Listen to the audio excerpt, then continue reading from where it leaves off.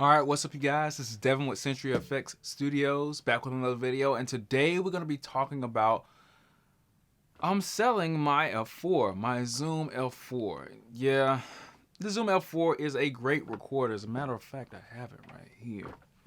Let's see if I can get it to focus on it. There we go.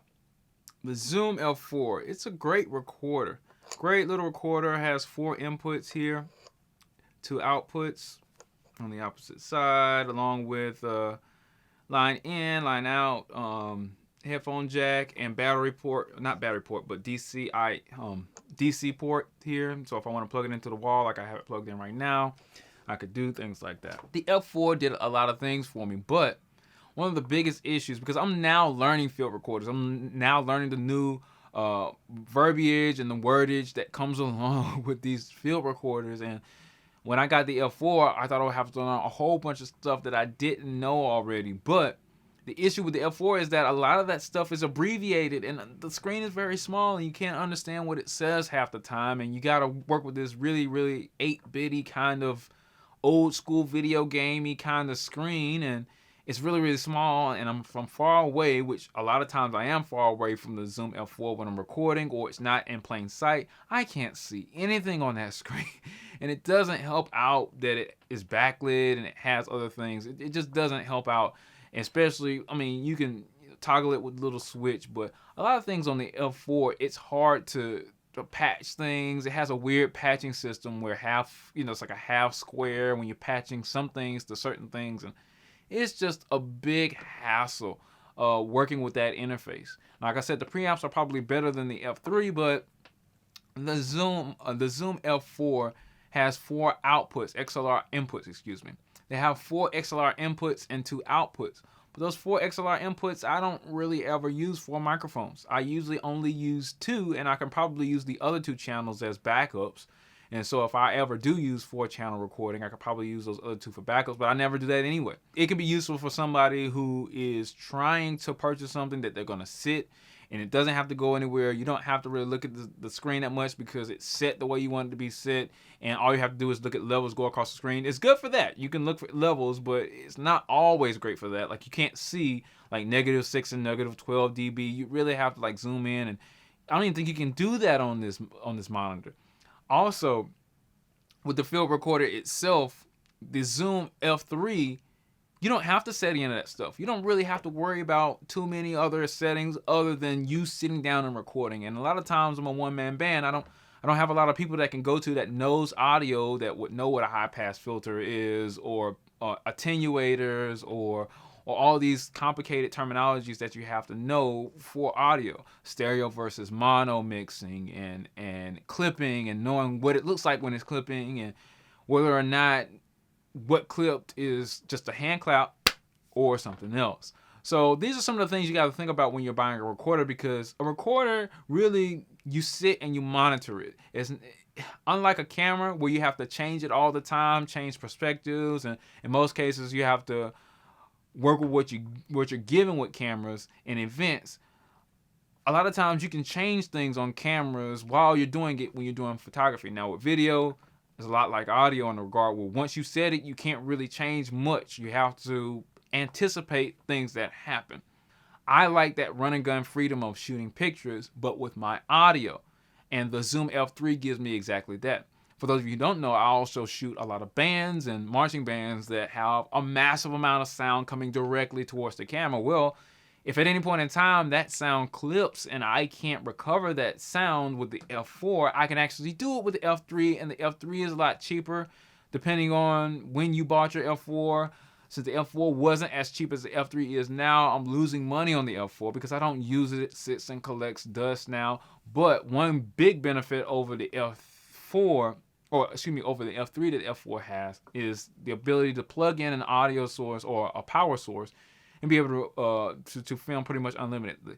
Now, you can plug in a USB power bank to this Zoom F3. I've never done that before, but you can, and that's pretty much unlimited. It's not perfectly unlimited like an AC power adapter that you get with a Zoom F4, but it comes close. The Zoom L4, if you plug it in, it's already pretty clunky to begin with.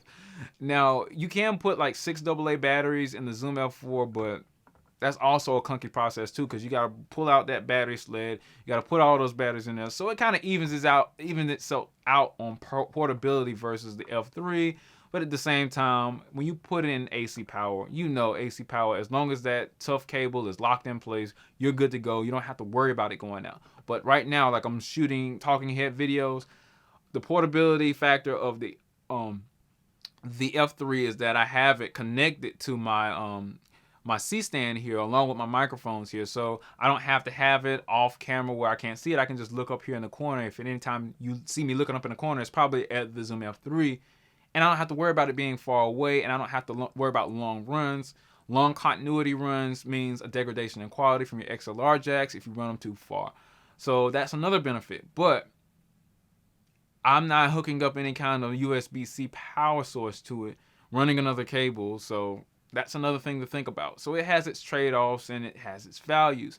Also, you can connect your Zoom L4 directly to your camera. Now, it can sit as a hot shoe mount at the bottom, or excuse me, a quarter 20 thread at the bottom, and it has its own camera mount at the top, which I've seen that camera mount is a little bit janky on the L4 that comes with the F4 because of the way it kind of sits, the way it kind of screws in. I've actually had to get one back from Zoom because it wasn't working all that well.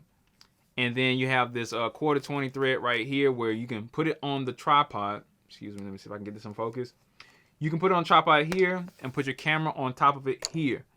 And then you can see it in line with your camera, which is really, really good. Because when you're using the F3, even if you have it as a rich watch, you got to put it up to your face like Power Rangers or Kim Possible.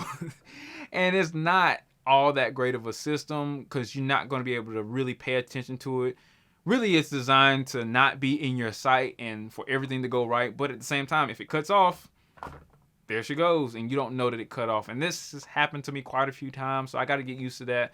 Maybe plug up an external power bank, but the external power bank does not have infinite power. That's why I said the AC power works well on the F4. Like I said, the F3 preamps are great. They're probably like 90% the efficiency of the F4's preamps, but I think the F4's preamps are just a little bit better. The L4 looks a lot more rugged than the F3. I haven't dropped the F3. Maybe I've dropped the F3 once, but the F3 is still pretty rugged. The F4 seems a little bit more rugged and a little bit more robust with a big metal chassis type thing with a little bit of the plastic in there, but also it has nice connectors on the F4 that the F3 doesn't have. But I don't use all those connectors. I don't use a quarter 20 thread or a because it also has quarter 20 threads in here. Something also that the F3 doesn't have, that those quarter 20 extension, the inside ones. The F3 actually just has the outside XLR ports on them. And also, I like this. I think the F3 has these as well, but it doesn't have these Neutrik quarter 20 extensions on them too. So if you wanted to plug in an instrument, even though this is not necessarily made for an instrument, if you wanted to plug in an instrument, you couldn't. But that's something also to think about.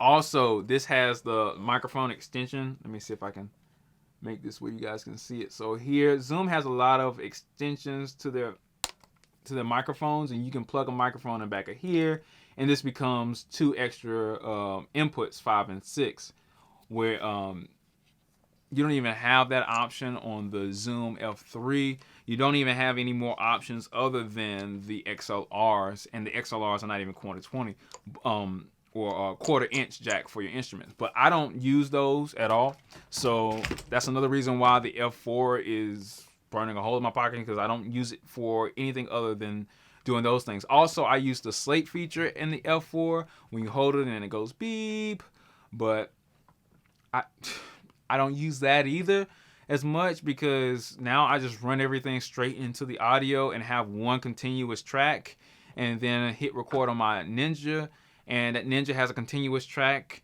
and now the Zoom F3 has a continuous track, and all I gotta do is sync it up in post. In situations like these where there's not a loud change in audio or the audio sources aren't far from each other, Premiere Pro has no excuse or no problem syncing that up.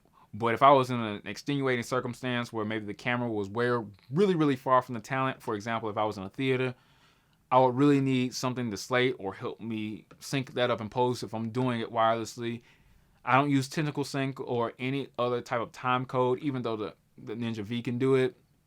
Those are some of the things that the F4 has in spades. It can do time code and all this other stuff, but that's another expense in which I've already saved a lot of money utilizing and purchasing this F3 and using it instead of the F4. I record a lot of marching bands. I record things that really only need about 2 microphones. I could do 4 microphones if I was trying to get some kind of extravagant stereo pickup or mid-side or anything that involved like mapping out my microphones to get a unique sound, but I haven't really been able to do that, and it's just not needed right now. So you guys tell me exactly what you think. I think that Zoom F3 for my needs is just perfect.